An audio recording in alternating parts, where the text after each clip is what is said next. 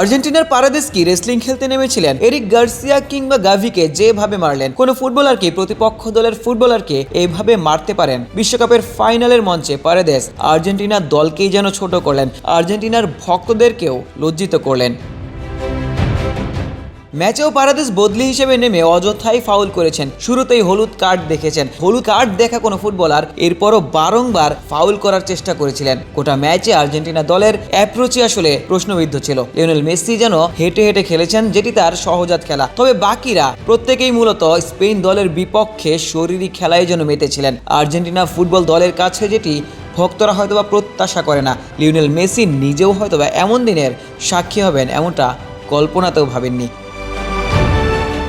Spain রীতিমতো outclass করেছে সব কিছুতেই। মূলত এরিক গার্সিয়ার বিপক্ষেই পারাদেস আগ্রাসী হয়েছিলেন, তাকে ধাক্কা মেরে মাটিতে ফেলে দিয়েছিলেন। হিউস্টনে রকিং টেস্টি, সীমানা ছাড়াও নিজেকে হারাও। গাভি সেটির প্রতিবাদ করতে গিয়েছিলেন, অযথাই তিনি যেন মারতে গেলেন গাভিকে মাটিতে ফেলে দিয়েছেন, হাতাহাতিতে জড়িয়েছেন। পারাদেসের কাছ থেকে এটা নিশ্চিতভাবেই আর্জেন্টিনা ভক্তরাও হয়তোবা প্রত্যাশা করেনি। আর্জেন্টিনা যে ফুটবলটা আজকের দিনে মাঠে প্রদর্শন করেছে, সেটিও ভক্তদের লজ্জিত করেছে। আশিক সারোয়ার, নিউজ 24।